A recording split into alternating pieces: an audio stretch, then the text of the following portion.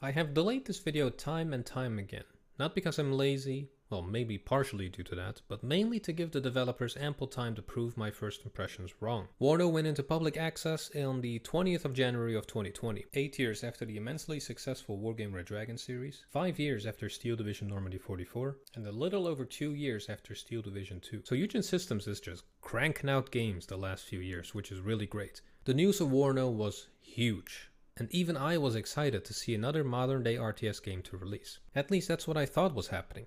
Now to my surprise, Eugen Systems was not going to produce a modern day RTS, but they would go back in time to the Cold War era and have a hypothetical Cold War gone hot scenario, aka World War III. But why? I really do not understand the thought process behind this project. For one, by going back in time to the Cold War era, you're literally just releasing Wargame Red Dragon with only pre-1985 decks enabled. I have now played the game for a little under 30 hours, like 29.2 or something like that at the time of recording, so I've definitely given it a fair shot, but I just don't feel excited when I play a match. I do have to give Eugen credit for a few things though. The fact that they added the line of sight tool from Steel Division, made it possible to give your units orders before the match starts, removed the frontline system, added back destruction mode instead of limiting people to conquest, and they will also have a similar single player campaign as we have seen in Steel Division 2, aka the Army General. These are really good additions to the game.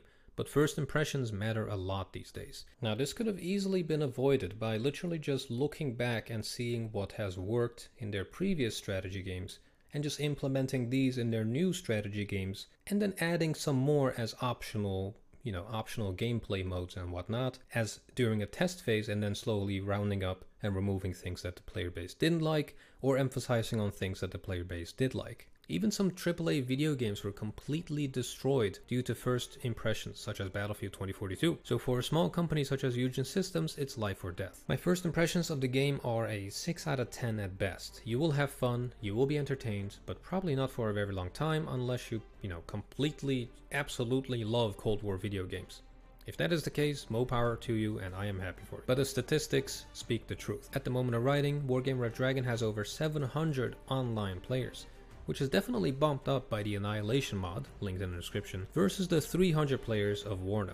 This is just sad. Wargame is literally almost a decade old, yet has more than twice the player base that Warno has. I just want this to be a semi-wake-up call to Eugen Systems because they really need to stop and rethink their strategy. So far it seems that Eugen takes 5 steps backwards, makes up for those by going 6 steps forward in the next 5 years or so, and it's just very frustrating to a lot of people that are putting their hard-earned money into their projects. Literally most of my friends that bought Warno have done so to support Eugen in the hopes that they release a modern day revamped Wargame Red Dragon or something similar. With very interesting titles such as Broken Arrow, Men of War 2, Company of Heroes 3 around the corner, Eugen Systems will be feeling some very strong competition, so it better buckle up and go back to the drawing board. I just want to hear your thoughts on the last couple titles that Eugen released and what you hope that Eugen will do next. With that, I hope you guys have a great day and I will see you in the next one.